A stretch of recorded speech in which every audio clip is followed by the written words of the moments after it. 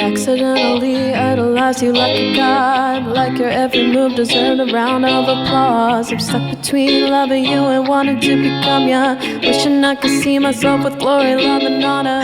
Welcome back to Between the Takes. I am here with Grace Torna. Grace, thank you so much for coming on. Thank you for having me. Yeah. It's been great.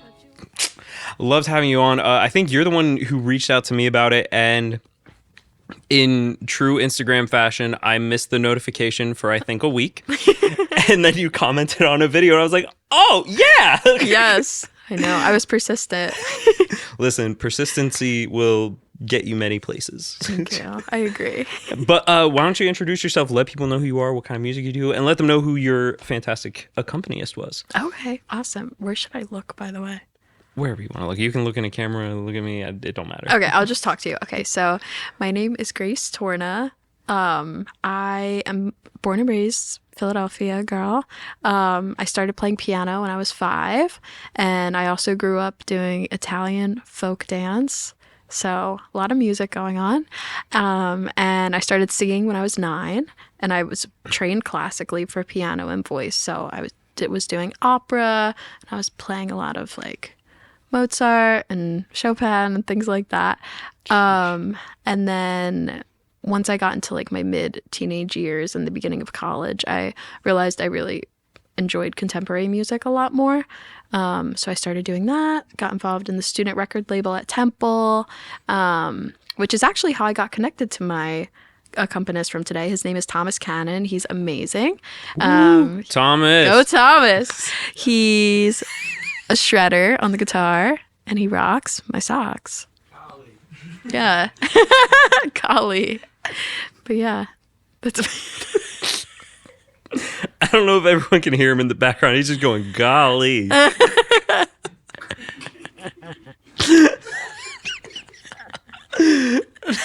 Thank you for coming on and bringing Thomas. It's been a lot of fun and a lot of laughs. It has been a lot of laughs. Yeah. Honestly, like this has been one of the more, I feel like, joke-filled sessions. Like we always have fun, but this one has just been a lot more. It's been giggly. Yeah. It's been giggly. A little bit, which is a good thing. I think It makes it fun, and it's even funnier when you listen to how serious your songs are. Yeah. Like, oh, they were cracking up 2 seconds ago. In the take. I can get in the zone and snap of a finger. Well, you guys did fantastic. What were the name of the 3 songs again? The first one was called Breathless. The second one was Time Pass. Those are both on Spotify. Okay. And then the third one is Deceit, which is unreleased, but it's coming out this year in the spring. I think by the time this is out, it might be out already. Don't quote me on that. Yeah. But if it is out, there will be links to her Spotify, Apple Music, where you guys can check it out. Yeah, go listen. But with the 3 songs, I know we had talked about a little bit of this. We had talked about this a little bit while we were doing the recordings. But I did just kind of want to bring it up and give you a chance to talk about it. Listening to your stuff on Spotify, especially the first 2 songs, Breathless and Time Pass. They did sound very different on Spotify compared to how you did it. And of course, it's going to sound different because of the acoustic sessions. But you also mentioned that you're trying to change your sound a little bit from what it's been before. Yeah. I kind of started out with the contemporary stuff, just really honing in on the pop sound.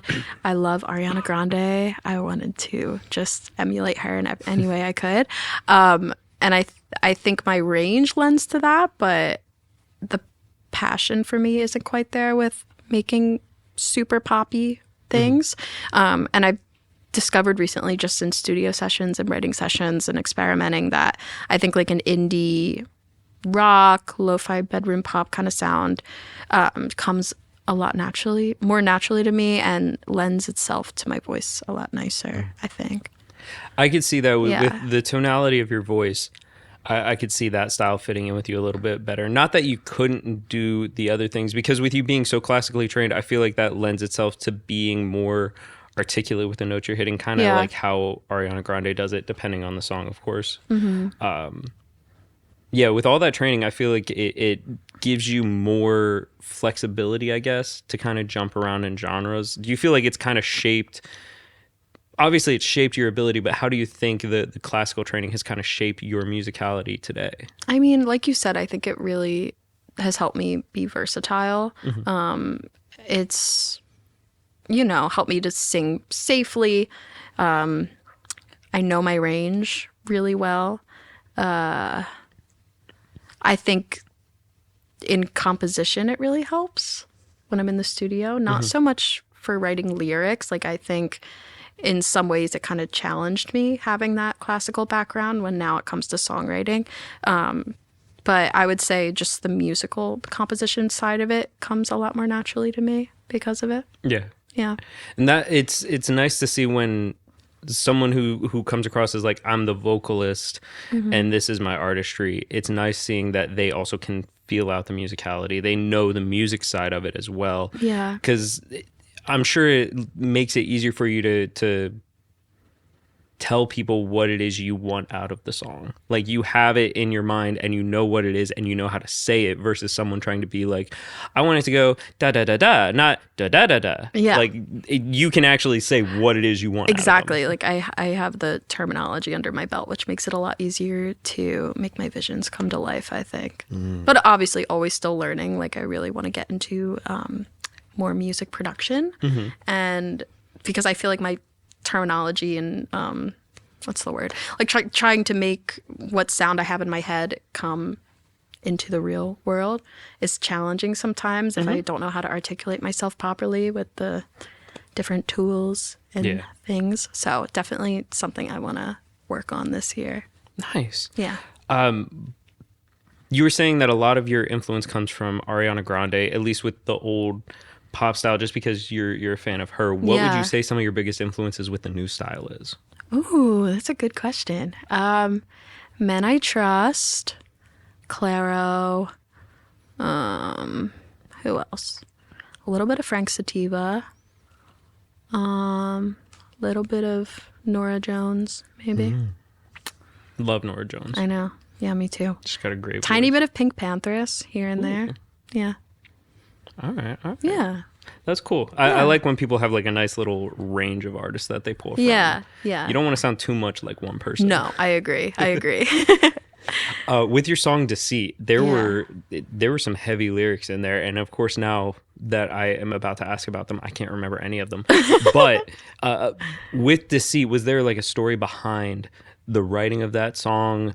Was it one of those things where you were in the moment, you had an emotion, you had an experience, and all of a sudden you wanted to write about it? Or was it something that was planned? Like, you just decided, I want to write a song like this? Oh, another good question. So my cousin, Ronnie, he's a music producer in New York, and he's incredible. But I'll do a lot of writing sessions with him, and we'll record together and make music. It's just for fun.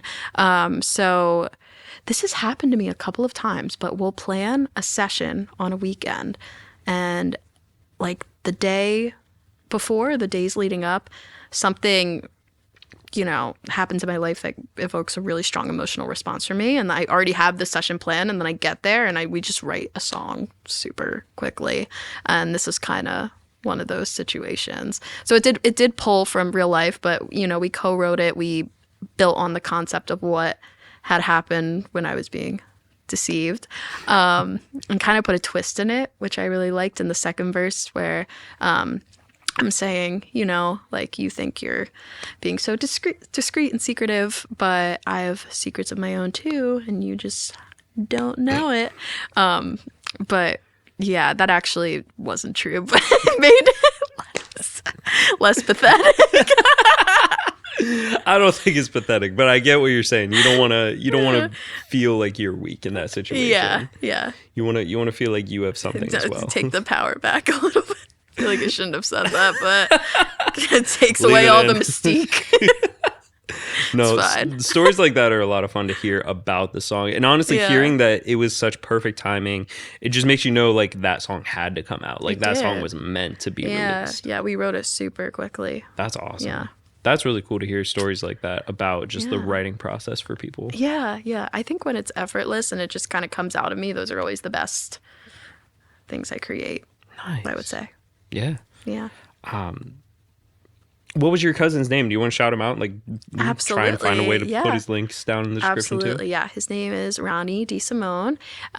His Instagram is Torna, Torna music. My last name is Torna too, but his is not. Yeah, check him out. He's great. I told you I'm really awkward. No, honestly, surprise. this is my favorite type of interview. So I'm on cloud 9 right now. Okay, good. Oh man. Hey. You were saying with some of your gigs, you were even just we were talking about like you looking for a new keyboard. Do you find yourself playing a lot of live shows that are more cover side or originals? I like to do a mix. Mm-hmm. I like to do a mix. I think as much as I love doing my originals and as much as I believe in them and adore them, I think also, you know, people want to hear things they know and Yeah. they recognize and they want to have fun listening to music. And I think sometimes some of my originals are a little bit of downers, so I'm trying to work on that too this year, make some more uplifting music. But yeah, I like to do a mix. Yeah, for a live show, it makes sense to do covers in there because like you said, people like to know what they're listening to. It's easier for you to connect with an audience if you're playing something they like, and they'll be like, oh, "You did that song so great," and you're like, "Yeah, well, wait till you hear what I actually write," and then you play it, and they're like, "That's even better." You understand. I understand. You do. I've worked with a lot of wedding bands and cover performances, and I understand getting people's attention. Yeah. It's not a science, but it takes practice. It takes Yeah. its own skill in its own way. Yeah. Also, sometimes I like to, read the room, kind of feel the vibe for what people might like and act accordingly. That makes sense. Yeah. Do you normally try to run with bands, solo, duos? Do you have a preference of what you like to do for a live show? I would say my ideal live show is me on piano, like a grand piano, microphone, and like a coffee shop or like a classy kind of setting where Okay. I can sing like ballady kind of stuff or old like show tunes or my originals. But I really like playing with guitarists, such as Thomas over there. Not the camera wipe. How's the weather over there? That was so corny.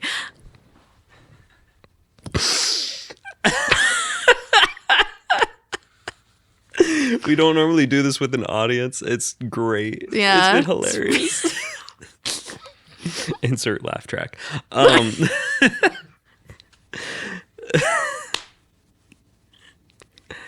Anyway, with your music, do you feel like you write writing it with your cousin, do you write it a lot of guitar parts, or are you writing with a keyboard in mind? I'm sure writing from your perspective, of course, you're probably writing with piano just because of what you know in your own familiarity. Yeah, he's a really talented guitarist and he plays a lot of instruments. So sometimes we'll just collaborate and make like a beat, start making it, loop it, start thinking of lyrics, go to the next part, and build off of it. Nice. Yeah. I was gonna say, do you have like a specific method that you go to for writing a song? But it sounds like that's kind of it. Yeah. It really depends for me. I think it's a good therapeutic coping mechanism for me. Just writing on my own, just lyrics first before adding the music. Oh, you're a lyrics first and then music type person. I always was until I started co-writing, which is it's so. And I'm getting better at having the music and then adding lyrics. But yeah, I was always lyrics first and then add the music. As a musician, I feel like the music is easier first and then the lyrics afterwards. because I want to play it how I want to play it, and then I want to shape the words to it. But as a singer, you want to have the words, and you want to get the message you want, and then just match the music to it. Yeah, and curate like the best melodies and accompaniment to match the mood of whatever I'm talking about. It's all vibes. It's all vibes. At the end of the day, it's just vibes. That's all you need. This right here, vibes. Vibes. Straight vibes. Straight vibes. On the foot. What? On the foot. On the foot. On. Yeah. All right. Well, thank you guys so much for checking out Between the Takes with Grace Torna. I'm gonna have lyrics. I'm gonna have links for Instagram, Linktree, whatever it is she has down in the description for you guys to find her and keep up with her. Is there anything special coming up that people need to be paying attention for? Obviously, the single for Deceit is gonna be out either before or not long after this. Yeah. But is there any other big projects coming out that they should be watching for? Just a lot of new music coming. No specific dates, no specific songs? No. Okay. Not right now. Oh, not right now. Yeah, not right now. Soon. Again, thank you guys for checking out this video. Please be sure to leave a like, comment, and subscribe. Leave any questions you have for her, anything that she can check out and like answer. Maybe you have some questions about songwriting or how she likes to do things. She can answer that for you. I'd be happy to. Grace, thank you again so much for coming. Thank you for on. having me. This was so much fun. Thanks again, and until next time. I feel like End of was a that 90s bad? sitcom. No, that was not bad. That was funny. That was like that.